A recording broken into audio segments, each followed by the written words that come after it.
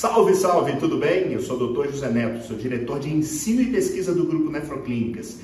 Esse é o Nefrotalks, o podcast da Nefro Academy, braço educacional do nosso grupo. E antes de assisti-lo, inscreva-se no canal, curta, compartilhe e ative as notificações no sininho para receber quando saírem novos episódios. Agora é só curtir, vai lá! Ô Luiz, eu tô tendo dificuldade aqui porque o seu convite não chega no meu computador. Eu tive que logar no meu celular aqui. Então, o Ah, áudio está muito ruim. Então, eu não estou conseguindo colocar isso que seja para o meu computador. Deixa eu tentar aqui conectar um fone de ouvido no celular. eu não sou muito bom de ferramentas aí de internet, mas eu sei que sempre que tentam logar pelo computador não dá certo. Entendi, não. Acho que a gente continua aqui pelo celular, então para Ó, mim é mais difícil, quem mas tudo entende bem, vamos lá. aqui, quem entende aqui, o Luiz, que é um nefro, um amigo nosso do Pará, tá falando que pelo computador você realmente não vai conseguir. Eu Ah. não lembrei de falar isso para você. Desculpa. Não, tudo bem. Eu estava aqui tentando de todas as formas logar no computador, mas tudo bem, estamos aí. Não, beleza. Com algumas horas de diferença aí, né? O Pedro, pessoal, está do outro lado do mundo, na Austrália, e a gente vai conversar hoje com ele. Hoje, no nosso Nefrotalks, a nossa ideia é conversar com um nefrologista, um jovem nefrologista, que optou por construir sua carreira do outro lado do mundo, iniciou brilhantemente aqui no Brasil, e está agora do outro lado do mundo. Ele vai falar um pouco para a gente aí sobre essa experiência de ser nefrologista num país tão distante, os desafios, semelhanças e diferenças aí no processo de formação médica. Vou apresentar inicialmente para vocês o Pedro. Ele vai depois falar um pouco mais sobre si, sobre a formação dele. Mas o Pedro, ele foi meu R4 de nefrologia. Antes de você entrar, Pedro, eu falei que é uma noite aqui de lembranças, né? Você, meu R4, entrando aqui, a Gena também entrou, a professora Marilda estava aí também. Então, um revival aí da época de residência médica em nefrologia lá na Unicamp. E Pedro, me fala aí, você é nefrologista pela Unicamp e depois me conta um pouco da tua jornada aí na nefrologia, para a gente depois ir falar da experiência fora do Brasil. Claro. Obrigado. E obrigado pela oportunidade, Luiz. Agradeço a todos aí que estão acompanhando e logados aí para essa live. A gente tem realmente uma diferença de 13 horas aqui, são 9h12 da manhã, e desculpa até o atraso, também estava preparando a pequena para ir para a escola e tal, e são as obrigações que a gente tem fora da parte profissional também. Eu, como você lembrou, a gente foi colega de residência na Unicamp, e depois de terminar a nefrologia na Unicamp, eu fui para a USP, onde eu fui aluno do professor Seguro de doutorado e pós-doc. A gente teve assim uma conexão muito grande de orientador orientado agora, tanto pela Uhum. linha de pesquisa quanto pelo aspecto pessoal também, e foi lá que eu fiquei os últimos 5 anos aí no Brasil, antes de vir para a Austrália em 2017. Como você lembrou, assim, a gente vai poder conversar aqui dos desafios de emigrar, mas essa foi a minha jornada no Brasil, assim, antes e depois da residência, foi mais pro lado acadêmico mesmo. Eu cheguei a trabalhar como nefrologista por 3, 4 anos também, até quando a bolsa de pós-doc não me autorizava mais a trabalhar. Eu acho isso a gente chama aqui de bittersweet, né? Que é bom e é ruim, né? Porque é bom porque você força um pouco o aluno de pós-graduação a se dedicar Dedicar. exclusivamente. Mas, por outro lado, também o aluno perde o contato um pouco com a especialidade, né? Principalmente quando a gente está falando de clínicos que estão entrando para o meio da pesquisa. Então, durante aqueles 3 anos de pós-doc ali últimos, eu estava mais dando um plantão de UTI por semana, só para poder complementar o valor da bolsa de pós-doc, mas eu não estava fazendo nefro. Então, eu voltei a fazer nefro quando eu cheguei de volta na Austrália em 2017. Como você falou, é o lado bom que você se dedica, mas o lado ruim também, porque infelizmente essa bolsa ela não consegue manter, né? Então você precisa trabalhar por fora, então é complicado. E acaba afastando muitos médicos da pesquisa, né? Eu lembro quando eu estava no mestrado na USP também, a gente sempre percebe isso, né? A gente tem poucos médicos ali na bancada, na pesquisa, e é bom e é ruim, tem o seu lado negativo. Antes da gente partir aí para a sua viagem aí para a Austrália, me fala um pouco do que você desenvolveu aí no teu doutorado, no teu pós-doutorado, qual era a tua linha de pesquisa. Acho que todo mundo que está aqui sabe que o Dr. Antônio Segura é uma referência em ciência renal aguda no Brasil, né? E no mundo, os trabalhos são aí super conhecidos, os diálise precoce, enfim. Me fala um pouco aí do que você desenvolveu na academia aqui no Brasil. A gente... O interessante é onde eu vinculei bastante com o professor Seguro foi que ele tenta sempre levar perguntas clínicas para a bancada, né? Então, eu fiz o meu doutorado e pós-doc em pesquisa de bancada. Eu cheguei no laboratório... Na verdade, quando eu fui para a USP, eu fui com o interesse de fazer pesquisa clínica em IRA. E nesse caminho eu descobri que era muito difícil fazer pesquisa clínica em IRA e eu não tinha o tempo de dedicação que precisava para se fazer pesquisa clínica. Pesquisa clínica você tem que estar ali todos os dias praticamente de stand-by para quando vai acontecer, né? Ou quando você vai recrutar o paciente, ou quando você vai analisar o dado, e eu não tinha toda essa disponibilidade para estar aí presente na USP. E a pesquisa de bancada, para mim, era muito mais interessante pelo fato de você poder se programar melhor, né? Os ratinhos estão lá, então eles são uniformes, você consegue deixar eles para quando você tiver disponibilidade, e não para quando eles demandarem, né? E a gente fez... Eu comecei com a linha de tenofovir, que foi assim, talvez o último trabalho do professor Seguro com tenofovir e tentando reconhecer nefrotoxicidade do tenofovir, né? A gente tentou ver se a gente descobria uma forma de nefrotoxicidade na prole. Então, a gente estudou em ratas grávidas, que seria simulando, por exemplo, naquela época estava bem falado o antirretroviral sendo usado, por exemplo, na África, tendo mais acesso, mulheres gestantes com HIV e tomando tenofovir. Então, a gente se preocupou em responder a pergunta, que será que essas mulheres gestantes tomando tenofovir vai influenciar negativamente na prole, nos filhos e tal? Então, a gente tentou ver se essa nefrotoxicidade era transmitida para a prole. E, por final, assim, é muito interessante que foi um projeto que não deu certo, não teve resultado, e a gente não achou nefrotoxicidade na prole.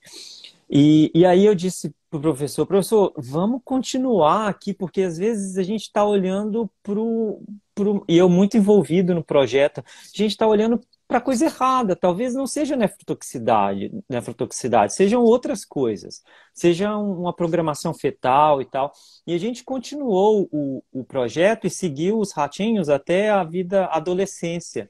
E descobriu que tomar tenofovir na gestação fazia como se fosse um modelo de programação fetal na prole e causava hipertensão na vida adulta, causava obesidade, causava outras consequências, dislipidemia, outras consequências negativas para a prole.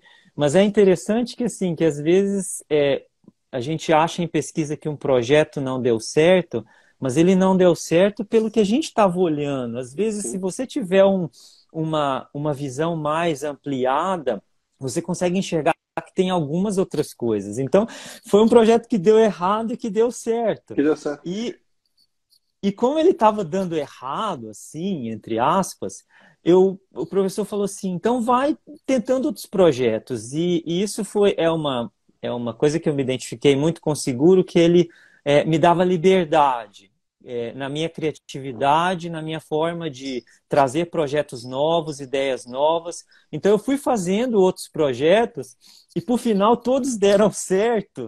E eu tive a felicidade de poder escolher qual projeto eu ia defender como tese. E aí, por final, a gente acabou defendendo esse, que foi o original, e continuamos os outros projetos como pós-doutorado. Então, tipo, a gente tem que ter sorte em pesquisa também. Tem que ter dedicação, mas tem que ter sorte. Então, eu entrei para um doutorado direto e em 5 anos, eu lembro que o meu crachá do doutorado ainda nem tinha terminado o prazo e eu estava terminando o pós-doc. Então, foi em 5 anos a gente terminou tudo. E a gente tem que lembrar que a ciência também, a pesquisa, não se faz só de desfecho de resultado positivo, né? Não comprovar também, você está contribuindo de alguma forma para a ciência, que a gente tem essa cabeça aí meio fechada de que se a nossa tese não for comprovada, o trabalho está invalidado. Não é isso também, né, Pedro? A gente tem que entender, então, como você falou, abrir a cabeça e entender o que o trabalho pode te trazer aí de informação. Eu concordo plenamente. Acho que resultados negativos são tão importantes quanto os positivos, né? A gente é criado, moldado a só valorizar o resultado positivo, na verdade, né? Então, esse é um problema também nosso. E aí você estava na pesquisa, defendeu o pós-doutorado, e de onde veio aí a vontade de mudar, eu vou falar 360 graus, né? Radicalmente, praticamente, mudar para o outro lado do mundo. E se quando você pensou isso, você pensou em trabalhar como nefrologista, como é que foi isso? E como, primeiro, por que a Austrália? Me fala um pouco desse momento aí, até para quem está vendo também, né? Para os colegas, eu te falei que há umas 2, 3 semanas atrás, o Edu Rocha, também um grande nefrologista brasileiro, conversou com uma nefrologista que estava em Portugal, né? Então é sempre interessante. Eu já vi vários colegas nefros aqui do Brasil todos entrando. É sempre interessante saber, né, sobre essas oportunidades, possibilidades aí, Brasil afora. Me fala aí como é que foi esse insight de partir para fora do país e por que a Austrália? Assim, para mim, eu já tinha tido uma experiência fora, que foi de fazer 4 anos da faculdade de medicina em Heidelberg, na Alemanha, e depois eu fiz um internato de nefro na Itália com o professor Remusi, né? Então eu já tinha ainda aquele gostinho e aquela vontade de sair de novo, né? Quando eu estava mudando do pós-doc na verdade, do doutorado para o pós-doc, a gente estava tendo bastante dificuldade com fomento de pesquisa. Eu estava vendo que e eu gosto da parte de pesquisa e eu gosto de fazer pesquisa com a parte clínica, ser as duas coisas, sabe? É muito difícil, é uma tarefa muito difícil quando você quer fazer as duas coisas, e muita gente vai dizer que você acaba não fazendo nenhuma coisa nem outra, mas eu acho que eu vejo isso de uma forma diferente. Eu sou um clínico, mas que eu gosto de levar as perguntas clínicas para o espaço de pesquisa e tentar responder. Mesmo que sejam perguntas e problemas que vão só ser respondidos localmente ou no estado, mas que possa melhorar a nossa prática de alguma maneira, é esse o meu interesse principal.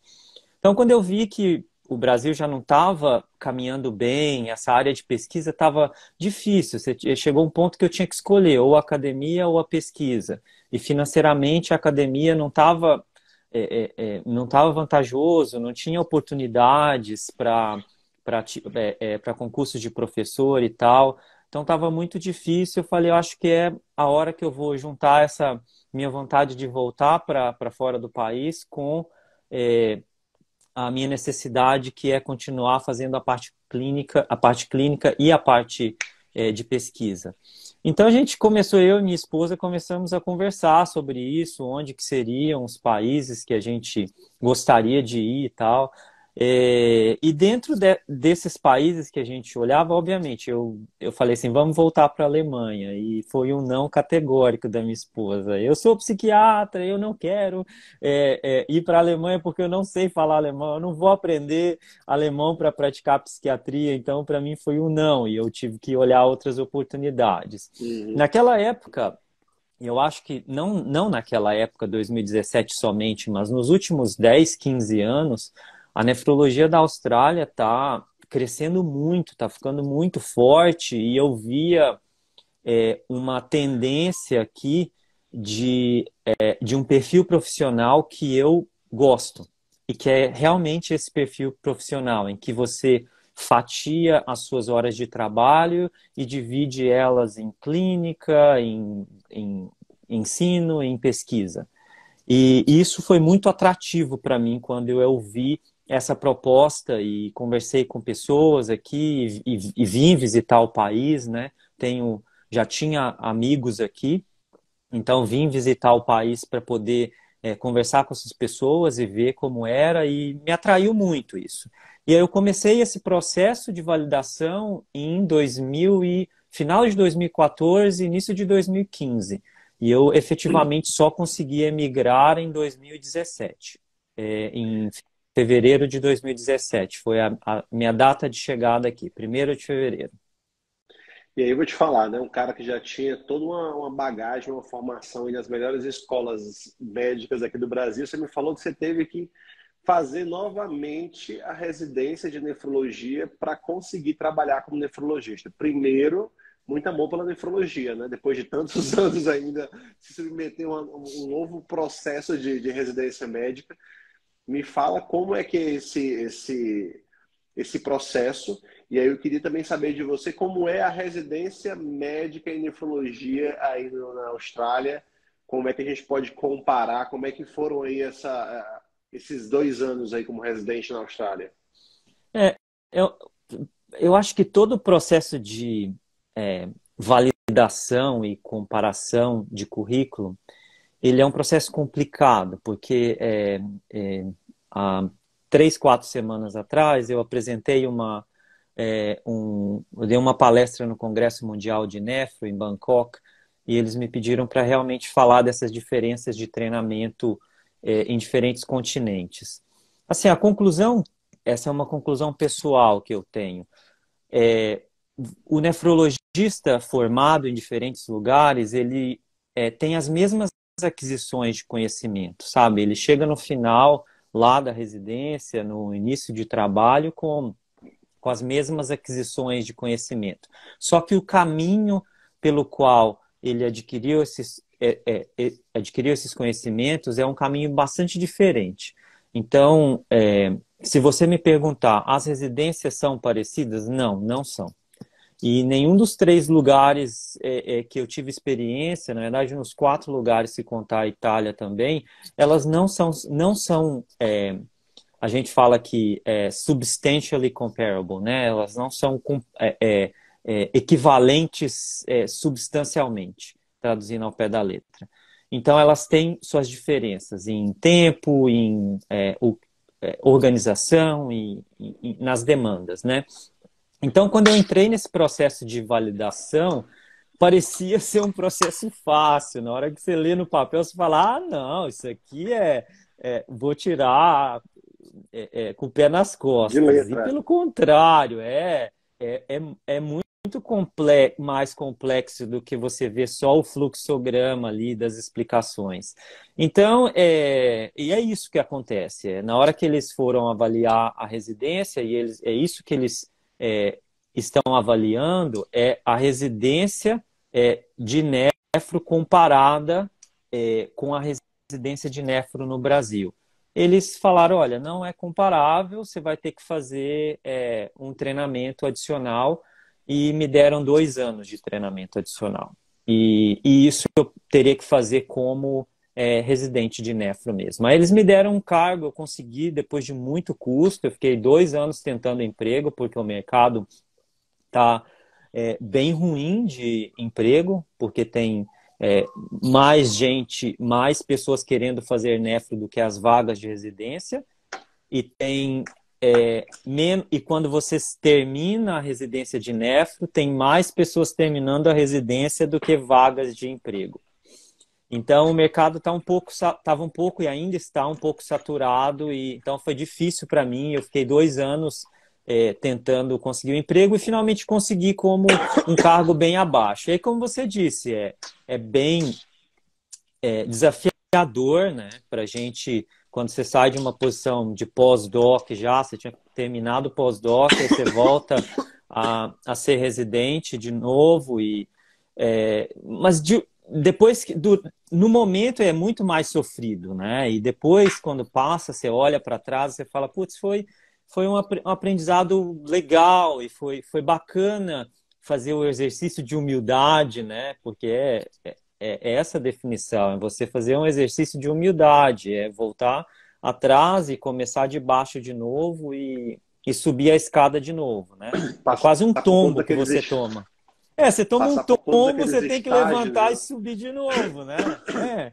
E é isso. Mas foi interessante, foi bom para poder conhecer o funcionamento do país. O funcionamento hospitalar é muito diferente. O que as expectativas deles são muito diferentes. A prática da nefrologia eu considero bem diferente também. Então foi legal para poder se readaptar ou se Situar. adaptar no local de trabalho. Então foi isso. E aí depois de 2 anos que eu tive esse emprego de Renal Fellow, eu consegui o fellowship do colégio de physicians aqui, de nefrologistas e physicians, e aí eu já, no mesmo hospital, eu fui convidado a trabalhar, oferecido um contrato como nefrologista mesmo. Então, eu já fiquei no mesmo hospital, que foi o Royal Brisbane, em Brisbane, no estado de Queensland, na Austrália. E aí eu fiquei até a pandemia. E aí, quando veio a pandemia, as coisas mudaram. Acho que mudaram para todo mundo, né? Mesmo aqui na Austrália, que a gente não teve tanto impacto, mas mudou. Mas só para eu entender aqui o processo, assim, você não precisou fazer um processo seletivo, uma prova. Aí você tem que procurar um programa que te aceite e que valide o que você já fez, ou você começou do zero sob tutela de outra pessoa, só para eu entender com detalhes. Assim, porque, por exemplo, nos Estados Unidos você tem que fazer os fellows, refazer tudo, né? Perdão, os steps, as provas, proficiência no idioma. A proficiência, ela existe, você tem que ter. Os critérios são basicamente o mesmo, são basicamente os mesmos. Só que você não faz a prova americana de... são duas vias, né? Você tem um caminho básico e o caminho do especialista.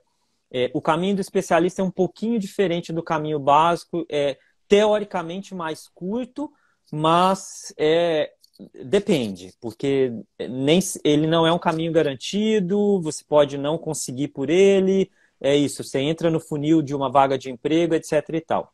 O que acontece tem um colégio que faz essa avaliação, então eles fazem uma avaliação do papel que você submete para eles. Depois tem ainda uma entrevista em que eles vão tirar algumas dúvidas com você sobre a sua formação, e aí eles te dão um parecer.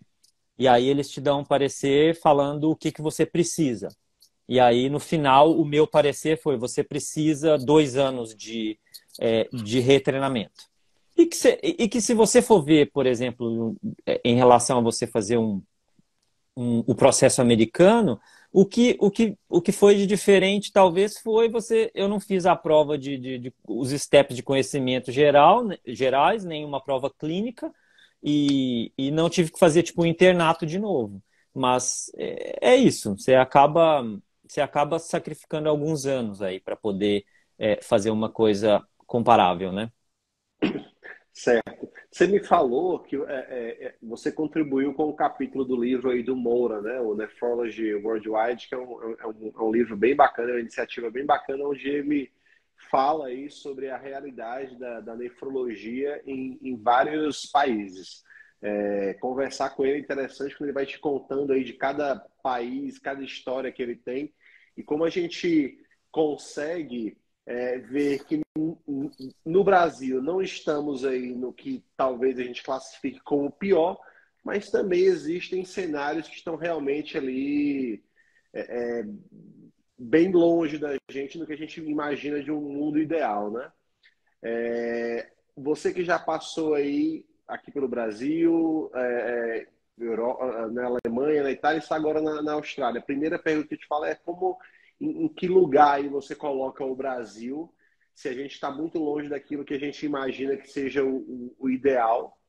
E eu te falo isso de pensar, poxa, eu não vejo mais às vezes a gente tão longe do ideal, porque conversando com o Moura, alguns países da África, os números eles são chocantes quando você fala de população em diálise, não porque não tenha diagnóstico, mas o paciente morre sem diálise, que é algo bem mais chocante. Não que a gente não tenha falta de vaga aqui, mas a grosseria da informação ela choca muito mais.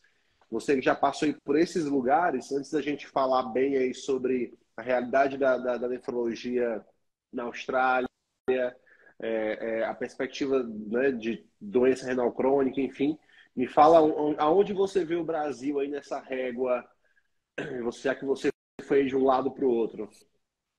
Você não está me facilitando, não, né? Essa aí é botando no paredão mesmo, né?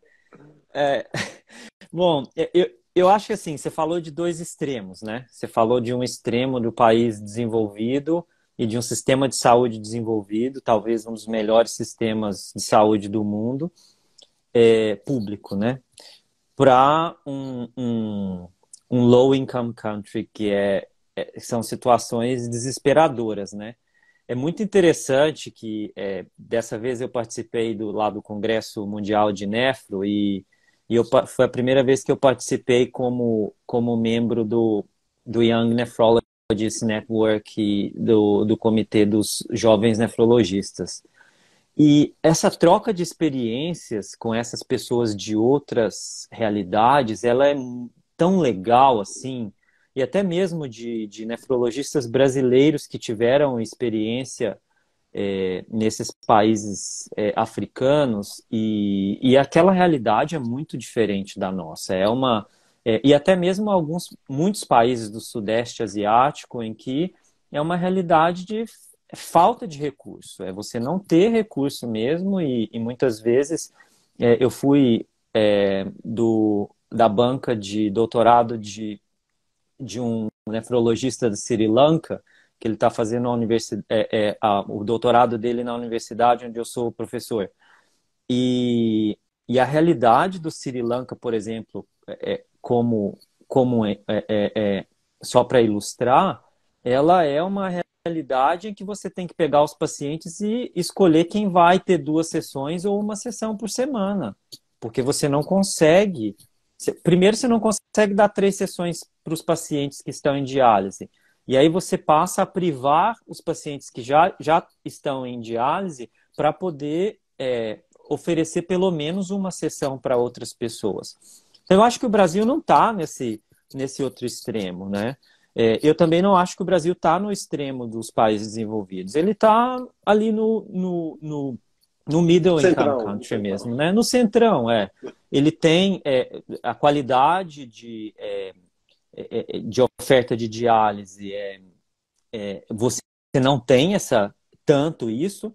Possivelmente a gente não detecta e não pega muitos casos que estão em áreas remotas do Brasil, né? Que precisariam, mas não recebem. A gente provavelmente não tem esses dados aí bem delimitados, mas se você está perto das áreas metropolitanas ou das grandes cidades, você consegue ofertar 3 sessões por semana e dar uma diálise decente para os pacientes, né?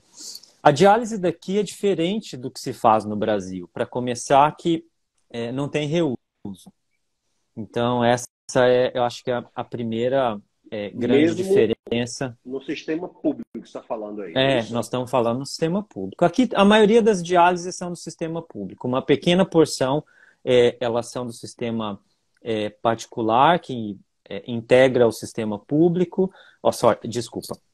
O sistema particular ele é complementar ao sistema público, como é complementar no Brasil, né? Mas é muito pouco. A gente tem poucos pacientes em diálise no sistema particular, a maioria no sistema público. O que diferencia não é a qualidade de diálise, é mais uma hotelaria mesmo. Basicamente, essa é a diferença entre o sistema público para o privado. Mas uma prescrição de diálise, se você me perguntar qual que é a prescrição padrão de um paciente que já está em diálise aí há 3, 4 anos, ele faz 5 horas de diálise por sessão, não tem reuso, obviamente as membranas, os capilares são capilares de alto fluxo e alguns deles estão em HDF, em hemodiafiltração. Realmente é bem diferente, né? Assim, a HDF ainda não emplacou, né? Porque as pessoas não conseguem mostrar a diferença em desfecho duro para poder pagar o custo mais alto da HDF ainda, né? Eles estão fazendo os novos trials aí, tentando até o HD Fit, se eu não me engano, né? Tá tentando responder tentando responder essa pergunta pode mudar o panorama da nefrologia nos próximos anos. Mas aqui você reserva a hemodiafiltração para paciente mais velho, que está tendo mais problema com hipotensão em diálise, ou aquele paciente, a gente tem pacientes que têm origem maori, né, que são da New Zealand, da Nova Zelândia, e eles são aqueles pacientes das ilhas do Pacífico, assim, o perfil, que é um estereotipo, se você lembrar do desenho da Disney da Moana, são aqueles caras grandes, com muita obesidade, parece um jogador de rugby, então você está dialisando um paciente de 150 quilos. Então, nesses casos, a gente põe em hemodiafiltração para poder oferecer um pouco mais de diálise, né? Senão eles vão ficar, pelo menos numericamente, menos dialisados, né? Aí nós vamos entrar numa grande controvérsia, mas essa é a prática padrão. Então, eu não vejo o Brasil ruim nessa régua. Eu acho que a gente ainda faz uma diálise ok. A gente está no meio termo ali, mas para comparar com, por exemplo, aqui ainda tem uma diferença grande em prática. Aí se você for começar a discutir reuso, comprovadamente pior, não tem dados de literatura suficiente para dizer isso, mas a gente sabe que põe o paciente em risco, né? Sim, a gente sim, não sim. tem uma literatura falando de mortalidade, etc. e tal, mas se a gente olhar para outros riscos e outros malefícios do reuso, até mesmo para o profissional de saúde que faz o reuso, né? O reuso. E acaba que é um dos grandes calos de uma clínica de diálise, como está falando, assim, a gente sabe de todos os riscos, não vai ter como comparar isso, estudar isso cientificamente, mas racionalmente a gente sabe que é um ponto de melhoria na diálise SUS aí, não ter reuso, e essa é uma realidade que é bem diferente para a gente. Eu estou recebendo aqui uma pergunta, a Ellen Siqueira, que é nefrologista aqui em Brasília, ela é responsável técnica da Nefroclínica de Brasília, ela está falando sobre o plano conservador. Se os pacientes têm diagnóstico precoce e acesso, né? Que esse é um grande... as campanhas da Sociedade Internacional, elas sempre falam sobre buscar diagnóstico precoce, e esse ano aqui no Brasil, Pedro, teve uma mobilização muito grande, capitaneada Sociedade Brasileira de Nefrologia e com muito exemplo do Dr. Edson da creatinina, que vem nessa luta sempre aí falando de creatinina como marcador, diagnóstico precoce, dosar a creatinina, que é algo que se fala pouco, né? E aqui a gente acaba não conseguindo, e eu te falo porque além do serviço privado, eu sou concursado no serviço público, o meu conservador é complicado porque eu recebo um paciente diabético com 5 de creatinina. Então, não é que eu vá fazer conservador.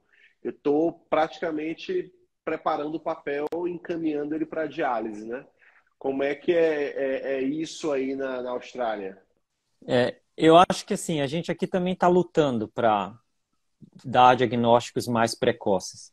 E eu reconheço bem aí a batalha do Edson. Ele foi meu professor e, e, e é uma batalha que ele está aí na luta pelo menos há 20 anos 20 para anos, isso. chegar onde vocês chegaram agora de ter um apoio de sociedade e conseguir fazer uma divulgação maior, pelo menos com o exame da creatinina, né?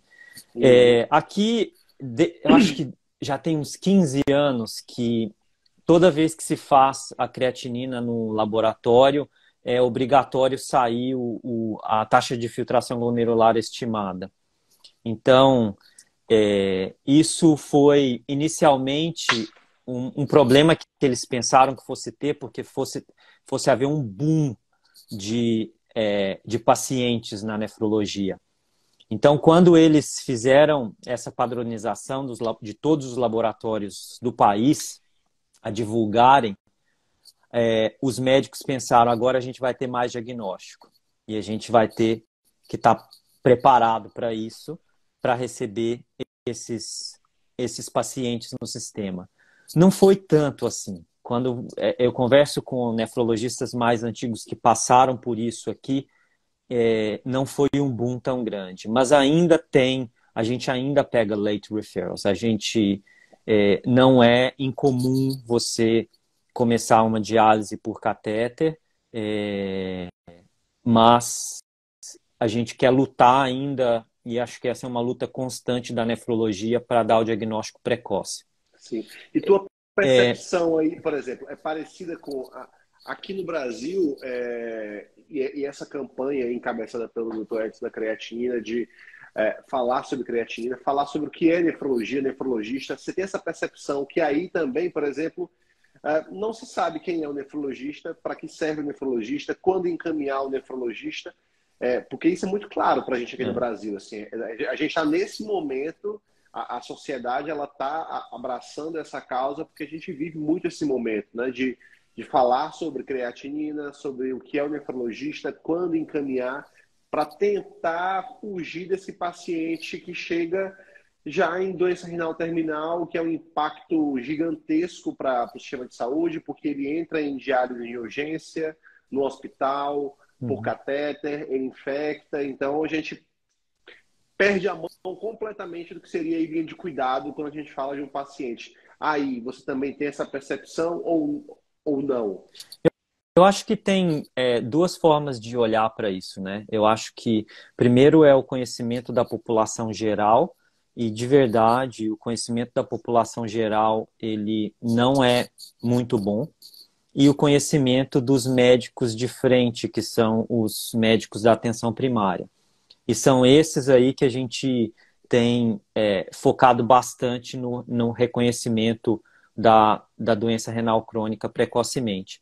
A população geral, realmente, se você fala o que você é um nefrologista, primeiro que eu nem uso a palavra nefrologista porque não vai saber o que é. É uma palavra muito, muito difícil para eles, mas se você fala renal doctor ou kidney doctor, eles vão saber. Tá? Médico do rim, né? É mais fácil. Médico do rim, para eles é mais fácil. E logicamente, depende do grau de alfabetização e da alfabetização médica, inclusive. Mas o que a gente foca é no médico da atenção primária.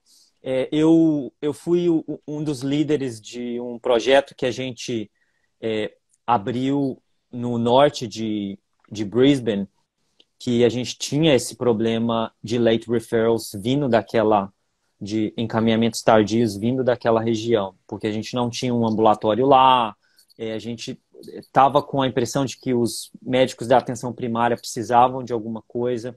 Então, a gente abriu um modelo de atenção primária que integrava o sistema de especialista de nefrologia, o departamento de nefrologia, com os médicos da atenção primária.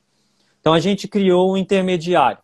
A gente recrutou 2 médicos da atenção primária para trabalhar como nefrologistas.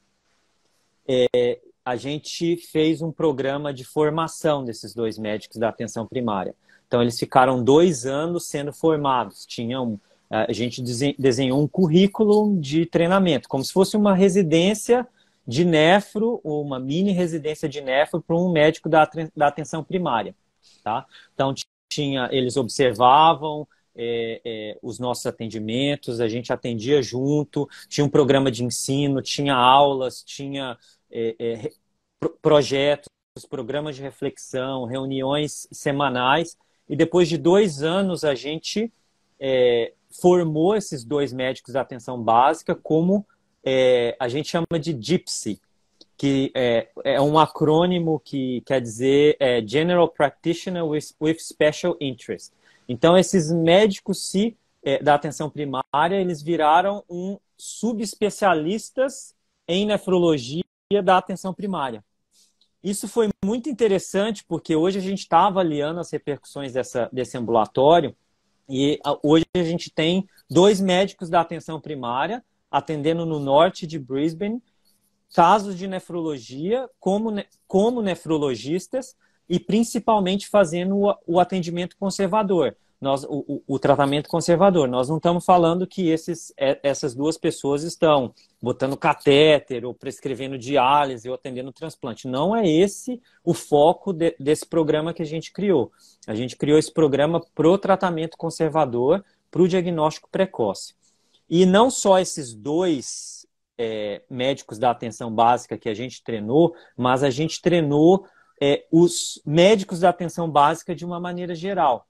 Então, foram aproximadamente 90 a 100 clínicas de atenção básica nessa região, e a gente fez workshops, fez palestras, fez discussão de caso clínico e conversou com esses médicos e deu um treinamento para eles em como reconhecer e como abordar e tratar pacientes com doença renal crônica. Isso foi um impacto muito grande para aquela região, positivamente, no sentido de a gente conseguir que essas pessoas identificassem mais precocemente, e a gente recebeu encaminhamentos de melhor qualidade, a gente passou a receber encaminhamentos dos doentes não mais lá em doença terminal, renal crônica terminal ou pré-diálise, e a gente liberou capacidade do sistema de especialista.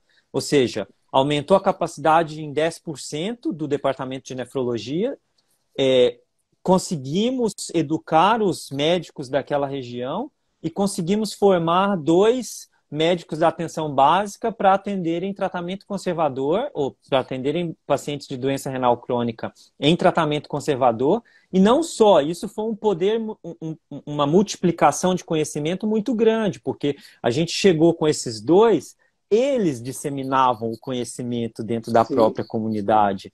E às vezes até um colega deles que tinha uma dúvida de um paciente, ao invés dele pegar o telefone e ligar para o residente de nefro lá em Brisbane, na área metropolitana, ele tirava a dúvida com o próprio colega local. E isso foi sensacional. Sim. Eu acho que a palavra nem tornar um subespecialista ou treinar, mas assim, capacitar o cara da atenção básica a fazer uma boa atenção básica, na verdade, né?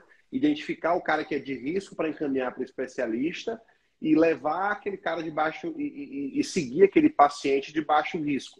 Não sei se esse teu projeto aí, se isso está escrito, se isso vocês vão tabular dados, publicar, porque eu acho que é um tipo de experiência. Por exemplo, aqui, o Brasil, que é um país continente, como você falou no começo, nos grandes centros está todo mundo. no interior, nos lugares mais distantes dos grandes centros, a gente não consegue ter o especialista. Então, o paciente, ele não vai conseguir ter o nefrologista ali tão fácil, né?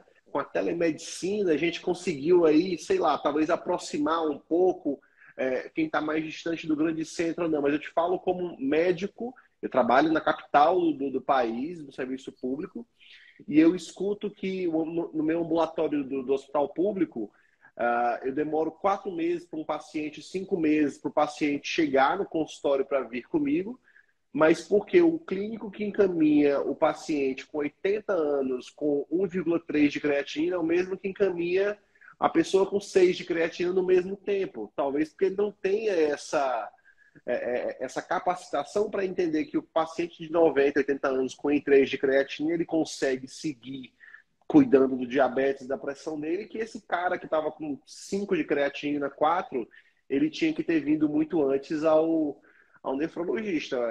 Essa iniciativa aí realmente é algo brilhante. Alguém te conhece aqui, ó. Pedrinho é 10. O doutor Edson da creatina tá falando aqui. Pedrinho é 10. Pedrinho, a gente chamava ele na residência também, assim. Ô Luiz, eu acho que é isso mesmo. Um abraço aí pro Edinho. O que a gente fez foi capacitou mesmo os outros, mas sabe qual a importância de você criar o cara com a subespecialização? Porque você cria um título, tá? Aqui, principalmente, é interessante porque isso aumenta o salário.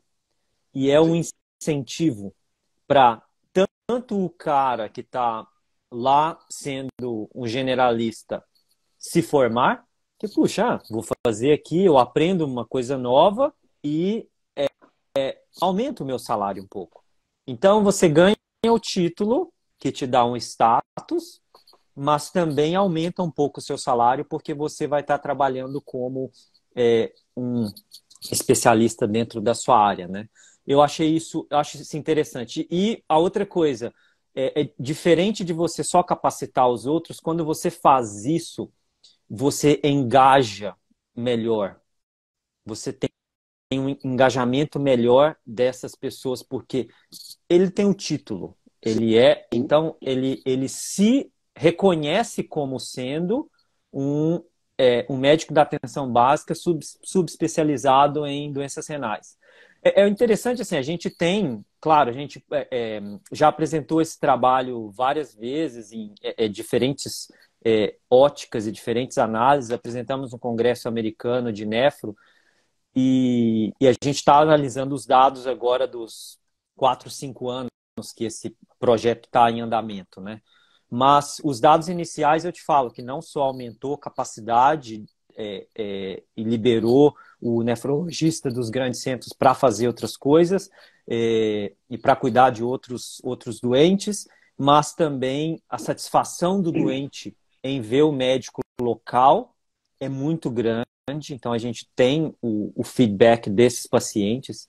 Os pacientes se sentiram muito bem cuidados e a gente teve até 2 pacientes que foram encaminhados para biópsia renal com diagnóstico de glomerulonefrite e um com diagnóstico de mieloma múltiplo. Então, é legal você olhar que o treinamento que você deu para essas 2 pessoas, ele chegou a tal ponto que ele foi efetivo, ele reconheceu mesmo. Ele reconheceu quando o paciente precisava de biópsia. E então alto nível o treinamento. É super interessante. Pedro, a gente está 1 hora de live mais ou menos, assim, a gente está terminando, mas antes eu queria, não poderia não falar com você sobre diálise peritoneal, para a gente fechar esse pacote aí, diálise peritoneal e transplante, já que a gente está falando da situação da nefrologia na Austrália. Você fala, se a diálise peritoneal ela é um método subaproveitado, como acontece aqui, um país pobre que deveria utilizar mais diálise peritoneal, e se o transplante é uma realidade, se a gente consegue listar paciente, tem acesso, que também é essa grande dificuldade aqui para a gente terminar de traçar esse panorama aí da nefrologia na Austrália, antes de despedir. começar com a diálise peritoneal. É muito forte aqui. Assim, a média do país em diálise peritoneal é 30% dos pacientes em diálise. Então a gente Altíssimo comparado aqui. nos últimos dados de 2022, que são os últimos lançados, são 31% em diálise, de todos os pacientes em diálise, 31% em diálise peritoneal, 16% em diálise HD domiciliar e 50 e poucos em diálise no centro, né? Que a gente chama na clínica. Então, é grande. Tem a qualidade de oferta de diálise peritoneal, ela também é muito boa, é muito padronizado. O suporte que se tem nos serviços de nefro com enfermeira, é uma equipe multidisciplinar que tem dedicada para a diálise peritoneal. É muito legal isso, você ter essa... Desculpa aqui, o telefone estava recebendo mensagem, eu me distraí. E você tem todo essa equipe te dando suporte, né? Eu acho que aqui na Austrália tem grandes nomes na diálise peritoneal que fizeram um serviço muito grande para que a gente atingisse esses números. O professor David Johnson, que é daqui de Queensland, ele foi o ex-presidente da Sociedade Internacional de Diálise Peritoneal. Ele é o principal responsável pelos guidelines da ISPD todo ano. Ele é sempre o senior author de todos os guidelines. E ele faz um trabalho assim, sensacional para a gente ter as taxas de peritonite abaixo do que recomenda o guideline. E para a gente ter quase que a diálise peritoneal como a primeira opção para o doente, né? Ela custa menos, né? O primeiro ano aqui, isso já é dado de outros estados, o primeiro ano aqui ela custa equivalente a uma diálise no centro, porque aí você conta em implante de catéter, né, o treinamento, etc e tal, mas nos anos subsequentes ela é mais barata do que a diálise nas clínicas. E isso é o panorama da diálise peritoneal aqui. Em relação a transplante... Pedro, eu acho que a tua internet ficou ruim aí, está travando bastante o som e a imagem. Tá bom. Vê se melhora agora. Deixa eu só... Melhorou. Voltou ao normal.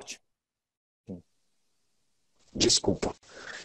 Bom, e panorama em relação ao transplante que você perguntou, aqui não são muitos centros transplantadores. Eles preferem focar o transplante em menos centros e dar toda a estrutura para o paciente chegar aos centros.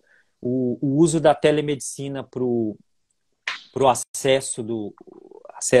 para a avaliação do paciente antes do transplante, ele é muito importante quando você tem centralizações de centro transplantador, né? Vou dar um exemplo. Aqui no meu estado de Queensland, é um dos maiores estados da Austrália e até o momento só tem um centro de transplante e está abrindo mais um centro de transplante renal. Mas não quer dizer que isso não atende a população. Vai ser muito bom ter um segundo centro, mas esse centro que fazia o transplante atendia o estado inteiro. Então, com a telemedicina, o paciente não precisava necessariamente viajar até Brisbane para fazer a avaliação pré-transplante. E tendo nefrologistas no local também, isso já chegava muito melhor para o centro transplantador. Então, era só para discutir os casos limítrofes. E aqui, assim, uma diferença que eu acho grande em relação ao Brasil, principalmente no meu estado, é que eles têm bastante critério para colocar o paciente em lista. Então, eles usam 75 anos de idade, geralmente, como corte. O paciente não é listado se o paciente não tem uma expectativa de vida de pelo menos 80%, 85% nos próximos 3 anos. Então, se o Entendi. paciente tem uma expectativa de vida menor do que isso nos próximos 3 anos, eles não consideram para ser ativo na fila, Elegível para na lista, transplante, né? elegível. Essa é uma discussão aí longa, né? Idade, aí é pano para mais umas 2 horas de conversa falando sobre elegibilidade para transplante.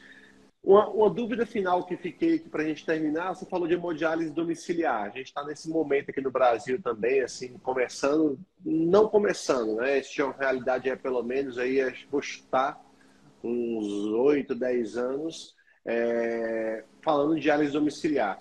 A diálise domiciliar aí, ela é feita com ou sem médico? Como funciona?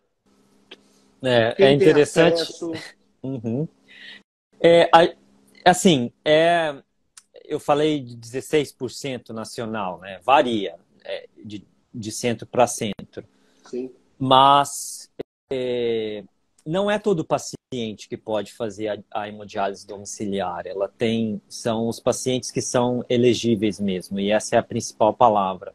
O perfil do paciente, geralmente, é o paciente mais jovem, o paciente que tem um grau de alfabetização médica melhor, é um paciente que não tem problemas, restrições visuais importantes, que não tem restrições motoras importantes, e que não tem restrições cognitivas. Tem ferramentas para você avaliar e fazer um... Lógico, tem bom senso também, né? Você tem uma equipe multidisciplinar que vai na casa do paciente, avaliar, inclusive, se tem uma estrutura física compatível para a hemodiálise domiciliar. E você tem ferramentas, pode usar, por exemplo, a JPET, que no centro onde eu estava, eles usavam para poder fazer uma avaliação de elegibilidade do paciente.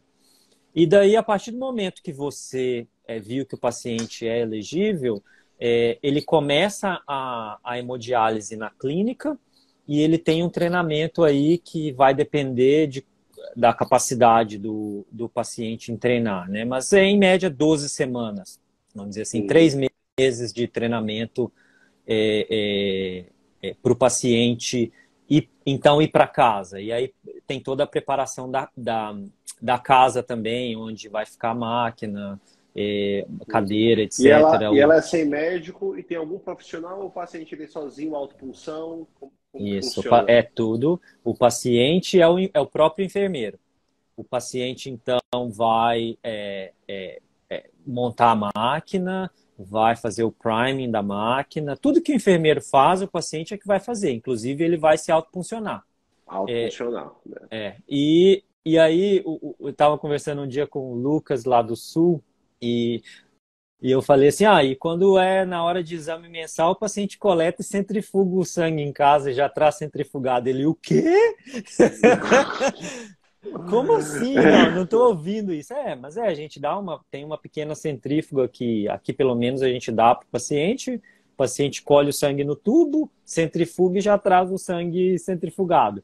Faz a medicação, então o paciente faz a heparina. A gente geralmente para diálise domiciliar, hemodiálise domiciliar, a gente faz Clexane, né? Que aí é uma dose única, bolos... em bolos antes, na hora que está no início da diálise e pronto, está coberto. Não tem que ligar bomba de heparina, etc e tal, de não fracionada, né? Então vai no Clexane mesmo. Mas eritropoetina, ferro, o paciente vai se administrar. Entendi, não. Pedro, a gente até deu uma extrapolada aqui, que o papo estava tão bom que a gente passou aqui do nosso horário. Quero te agradecer, até porque para mim o dia está terminando aqui agora. Então eu vou fechar a clínica, eu vou embora. Para você o dia está começando, né? Tem muita coisa aí para fazer. Cara, muito bom te ver, conversar contigo. Depois aí desses anos todos que a gente não se viu, né? Ó, a professora Marilda colocando aqui parabéns, meninas, saudades. Um abraço para ela. É bem bacana, depois de tantos anos a gente se reencontra aqui, você que foi meu R4 me ensinou tanto aí de ira e tantas coisas, te ver aí do outro lado do mundo fazendo um trabalho aí bem bacana. Te agradeço a disponibilidade de ter conversado com a gente aí um pouco sobre a tua experiência na nefrologia. Obrigado pelo convite. De novo, foi um prazer conectar aqui com você desse lado do mundo e ter aí grandes amigos aí acompanhando a nossa live e tal. E a gente fica aberto. Quiser conversar sobre outras coisas específicas algum outro dia, é só mandar aí um zap, como eu diria, e a gente marca. Foi um grande prazer, Luizão, um grande prazer, e obrigado aí pela audiência de todo mundo. Vi até gente da minha família que não tem nada a ver com medicina aí acompanhando. Obrigado, um beijo para todo mundo. Cara, tem grandes muito bom. No Brasil inteiro. Ó. Luiz aqui, que é um nefro do Pará. Outros colegas apareceram aí. Gente muito bacana assistindo. Obrigado aí, pessoal. Todo mundo pela audiência. Valeu. Até mais, Pedrão, obrigado. Prazer. Cara. Tchau, tchau. Tchau, tchau. E aí, gostou do nosso episódio? Se sim, curta, compartilha, deixa seu comentário, se inscreve no canal e não deixe de ativar as notificações no sininho para receber quando saírem novos episódios. Valeu, até a próxima!